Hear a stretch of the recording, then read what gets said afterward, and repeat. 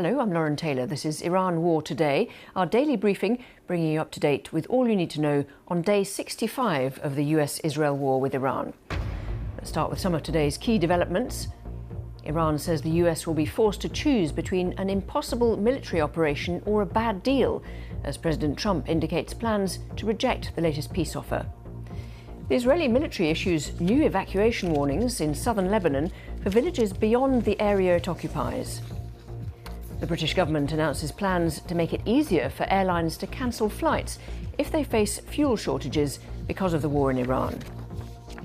And we'll hear from someone smuggling Starlink satellite terminals into Iran.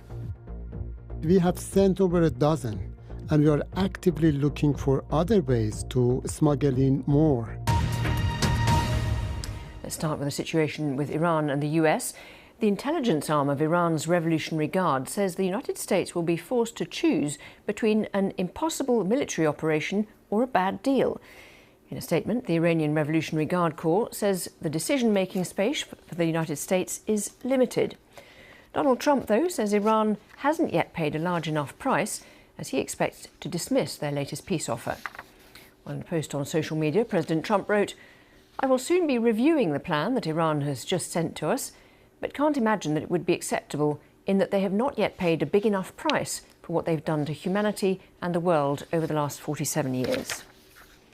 Iran's state media is reporting some details of the 14-point peace plan submitted to Pakistan, which is mediating negotiations with the United States. Our World News correspondent Joe Inwood has the details. Right at the top of this list is a cessation of hostilities, an end to the fighting, a permanent end to the fighting.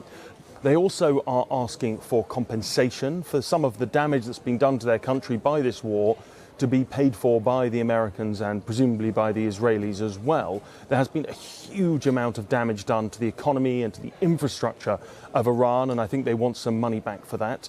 And when it comes to money, they also want the unfreezing of some of their frozen assets. The Americans have frozen many Iranian assets. They want that freed up, probably to help with the reconstruction effort. Also, on the financial side of things, the sanctions that Iran is under, has been under for many years, they want some easing, some lifting of that to try and improve the overall economic situation. On top of that, they have asked for the withdrawal of all US forces from around Iran. Now, what we don't know is whether they're kind of reiterating their previous suggestion or demand that American troops withdrew from the entire Middle East. That is not going to happen. But it could be that what they're referring to here is pulling back from the coast and also the ending of the blockade